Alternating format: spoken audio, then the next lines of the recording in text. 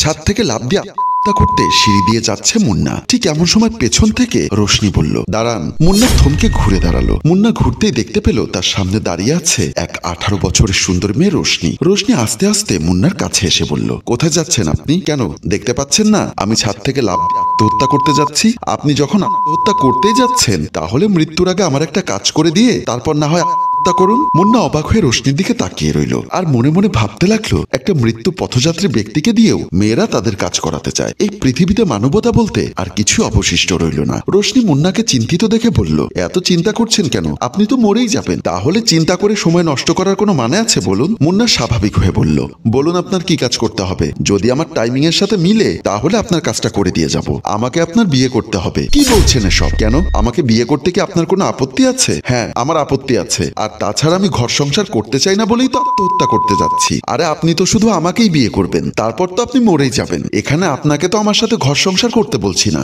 না, আমি আপনাকে বিয়ে করতে পারবো না। আচ্ছা তাহলে বলুন, আপনি ছাদ থেকে লাফিয়ে পড়ে কেন আত্মহত্যা করতে যাচ্ছেন? কেন ছাদ থেকে লাফিয়ে পড়ে আত্মহত্যা করতে যাচ্ছি শুনতে চাচ্ছেন? তাহলে শুনুন। আমার গার্লফ্রেন্ড ইভা, আমাদের প্রায় 7 বছরের রিলেশনশিপ। আমাদের রিলেশনশিপটা ছিল এক কথায় গুড রিলেশন। কিন্তু একদিন আমি দেখলাম আমার গার্লফ্রেন্ড ইভা একটা ছেলেকে নিয়ে রেস্টুরেন্টে বসে কফি খাচ্ছে। ছেলেটার বয়স আর আমার বয়স প্রায় সমান সমান হবে। আমি আস্তে আস্তে তাদের পাশে গিয়ে বসলাম, অন্যদিকে মুখ করে, যাতে করে ইভা আমাকে চিনতে না পারে। তারপর আমি তাদের কথা শুনছিলাম। আমার গার্লফ্রেন্ড ইভা বলল, এই বিয়েটা হওয়া আমাদের জন্য খুবই জরুরি। একবার যদি বিয়েটা হয়ে যায় তাহলে আমাদের আর কেউ আটকাতে পারবে না। আমার গার্লফ্রেন্ড ইভার মুখে এই ধরনের কথা শুনে আমার ভেতরটা দুমড়ে মুচড়ে ওঠে। নিজেকে নিজে ধিৎকার দিতে লাগলাম। আমি কার সাথে এতটা বছর চুটিয়ে প্রেম করলাম? তারপর আবারও কান পাতলাম তাদের মাঝে কি কথা হচ্ছে না হচ্ছে শোনার জন্য। তারপর আমি শুনতে পেলাম বাবু বলতে লাগলো, কোন রকম বিয়েটা হয়ে গেলে এর পরদিনই চলে যাব হানিমুনে, যেখানে মিনিমাম 1 মাস ধুমধাম করে হানিমুন করব। আমার গার্লফ্রেন্ড ইভা তখন আরো কৌতূহলী হয়ে বলল, আচ্ছা কোথায় হানিমুনে যাওয়া যায় বলো তো শুনি? বাবু হাসতে হাসতে বলল, কেন, হানিমুনের রাজধানী থাইল্যান্ডে। কি, হানিমুনের রাজধানী থাইল্যান্ড? এটা আবার কবে থেকে স্বীকৃতি পেল? আমি আবারও ভেতর থেকে একটা বড় ধরনের ধাক্কা খেলাম।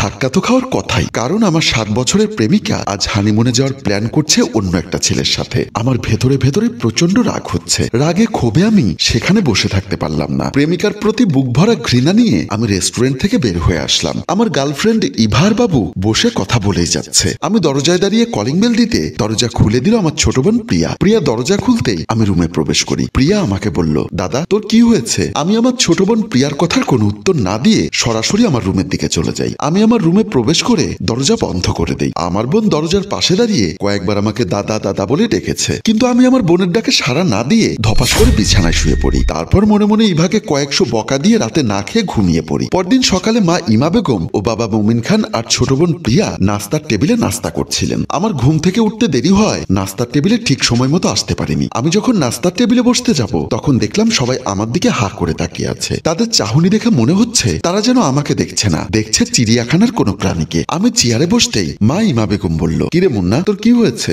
রাতে না খেয়ে শুয়ে পড়েছিস আর নাস্তার টেবিলে আসতেও দেরি করে এসেছিস, কোনো কি সমস্যা হয়েছে? আমি মায়ের কথার আর কোনো উত্তর না দিয়ে চুপচাপ বসে নাস্তা করতে লাগলাম। দাদা রাতে তুই আমার মুখের উপর দরজা লক করে দিলি, তারপর তোকে এত ডাকলাম, তুই কোনো সাড়া দিলি না কেন? আমি আমার ছোট বোন প্রিয়ার কথারও কোনো উত্তর দিলাম না, চুপচাপ নাস্তা করতে লাগলাম। এমন সময় আমার বাবা মুমিন খান হুঙ্কার দিয়ে বললেন, কিরে মুন্না তোকে কি বলা হচ্ছে তুই কি তা শুনতে পাচ্ছিস না? আমি বললাম, বাবা রাতে ভাত না খেয়ে ঘুমিয়ে পড়েছিলাম, এখন পেটে খুব ক্ষুধা লেগেছে, আগে তো নাস্তাটা করতে দাও, তারপর না হয় তোমাদের প্রশ্নের উত্তর দেব বলে আমি নাস্তা করতে লাগলাম। তারপর বাবা মা কিংবা ছোট বোন প্রিয়া আমার সাথে কোনো কথা বলল না। আমরা সবাই চুপচাপ নাস্তা করতে লাগলাম, যা আমাদের পরিবারের জন্য আজকে সকালের নাস্তাটা একদম বিরল ইতিহাস তৈরি করলো। আমি ড্রেসিং টেবিলের সামনে দাঁড়িয়ে রেডি হচ্ছিলাম বাইরে যাওয়ার জন্য। রেডি হয়ে আমি যখন ফোনটা হাতে নিলাম তখন দেখলাম আমার ফোনে SMS করেছে আমার 7 বছরের প্রেমিকা ইভা। SMS এ লেখা ছিল, তোমাকে কাল রাত থেকে একটা বিশেষ প্রয়োজনে কল দিচ্ছি, কিন্তু তুমি আমার কলটা ধরোনি। বাই দা ওয়ে তুমি যেখানেই থাকো না কেন আজ বিকাল 5টার মধ্যে আমাদের মোড়ের কাজী অফিসের সামনে চলে এসো।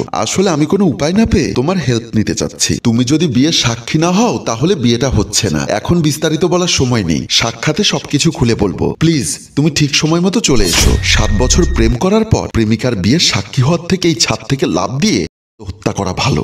আত্মহত্যা করতে এসেছি। মুন্নার কথা শুনে রোশনি হাহা করে হাসতে হাসতে বলল, আপনি তো খুব ভাগ্যবান, কারণ আপনার সাথে কোনো মেয়ে 7 দিনের উপর রিলেশনশিপ রাখবে না। এই পিচ্ছি মেয়ে, আমার সাথে কোনো মেয়ে রিলেশনশিপ রাখবে না মানে? আমি কি দেখতে অসুন্দর নাকি? দেখতে আপনি যথেষ্ট পরিমাণে স্মার্ট আছেন, কিন্তু কেন জানি মনে হচ্ছে আপনি আনম্যাচিউরড। তোমার তো বয়স এখনো হাঁটুর নিচে। তুমি ম্যাচিউরড আর আনম্যাচিউরডের কি বোঝো? কতটুকু বুঝি তা জানি না, তবে আপনার থেকে একটু বেশি বুঝি। রোশনির মুখে এমন কথা শুনে মুন্নার খুব রাগ হচ্ছিল, কিন্তু মুন্না আর কিছুই বলল না। মুন্না মনে মনে ভাবতে লাগলো, মৃত্যুর আগে সে আর কারো মনে দুঃখ দিতে চায় না, তাই মনে মনে রোশনিকে ক্ষমা করে দিয়ে বলল, আচ্ছা তাহলে আপনি বলুন তো, আপনাকে কেন বিয়ে করতে বলেছেন আমাকে? রোশনি আবারও একটা হাসি দিয়ে বলল, শুনতে চাচ্ছেন? তাহলে চলুন আমার সাথে। বলে রোশনি মুন্নাকে টানতে টানতে ছাদ থেকে নিচের দিকে নামিয়ে নিয়ে গেল। রোশনি আর মুন্না ড্রয়িং রুমে প্রবেশ করতেই মুন্না দেখতে পেল সোফায় বসে আছে তার 7 বছরের প্রেমিকা ইভা ও বাবু। ইভা মুন্নাকে দেখে সোফা থেকে দাঁড়িয়ে বলল, তোমার ফোন কোথায়? তোমাকে আমি সেই কখন থেকে ফোন দিচ্ছি, তুমি ফোন ধরো না কেন? রোশনি হাসতে হাসতে বলল,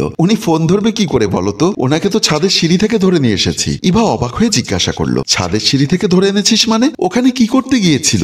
আত্মহত্যা করতে। রোশনির মুখে আত্মহত্যার কথা শুনে ইভা চমকে উঠে বলল, তা মানে? আরে আপু, তোমার ভালোবাসায় ছ্যাঁকা খেয়ে মুন্না ভাই ছাদ থেকে লাফ দিয়ে করতে চেয়েছিল, আমি গিয়ে ওনাকে ধরে নিয়ে আসি। কি সব তোর আবল তাবল বলছিস? আমি তো কিছুই বুঝতে পারছি না। তারপর রোশনি বলল, আমি তোমাকে বুঝিয়ে বলছি। রোশনি সবকিছু খুলে বলতে লাগলো ইভাকে। রোশনির মুখে সব কথা শুনে ইভা অবাক হয়ে ঠাস করে একটা থাপ্পড় বসিয়ে দেয় মুন্নার গালে। ইভা কাঁদো কাঁদো গলায় বলল, আমার সাথে 7 বছর রিলেশনশিপে থেকে তুমি কি আমাকে এইটুকু চিনতে পেরেছো? আমার প্রতি কি তোমার এতটুকু বিশ্বাস নেই? নাকি তুমি আমাকে 8-10টা সস্তা মেয়ের মতো মনে করো? তুমি আমাকে বাবুর সাথে রেস্টুরেন্টে দেখে একটাবারও তো জিজ্ঞাসা করতে পারতে যে ছেলেটা কে? কিন্তু তুমি তো জিজ্ঞাসা করা তো দূরের কথা, আমার ফোনটা পর্যন্ত রিসিভ করছো না। বাবু হচ্ছে আমার কাজিন। তুমি আমার আর বাবুর মাঝে যে কথা শুনেছো তা হচ্ছে বাবু আর রোশনির বিয়ে সম্পর্কে শুনেছো। তোমার একটা ভুলের জন্য কি হয়েছে জানো? আর তুমি যদি ছাদ থেকে ঝাঁপ দিতে তখন কি হতো বুঝতে পারছো? বাবু আর রোশনি পরিবারের অমতে বিয়ে করতে যাচ্ছে, শুধু তোমার কারণে আজ ওদের বিয়েটা হয়নি। ইভার মুখে এমন কথা শুনে মুন্নার মুখটা যেন ঝলমলিয়ে উঠলো। মুন্না একটা দীর্ঘশ্বাস ছেড়ে বলল, ও এই বিষয়টা তুমি আমাকে আগে বুঝিয়ে বলবে না? আমি যদি ছাদ থেকে ঝাঁপ দিতাম এতক্ষণে তো আমি আত্মহত্যা হয়ে যেতাম। মুন্নার এমন কথা শুনে রোশনি, বাবু আর ইভা দুঃখের মাঝেও হাহা করে হেসে উঠল। সম্মানিত ভিউয়ার্স, মুন্না যদিও একটু হাবাকুবা, তবে কিন্তু বেচারা ইভাকে অসম্ভব রকম ভালোবাসে। মুন্না আর ইভার বিয়ের দাওয়াত দিয়ে আমাদের গল্পটি এখানেই শেষ করলাম। যদি আমাদের গল্পটি আপনাদের ভালো লেগে থাকে তাহলে অবশ্যই লাইক, কমেন্ট ও শেয়ার করে আমাদের পাশেই থাকুন। গল্পটির রচনায় মোশাররফ হোসাইন মৃদুল, পরিচালনায় HM কানন, চিত্রগ্রহণ ইফতি হুসাইন।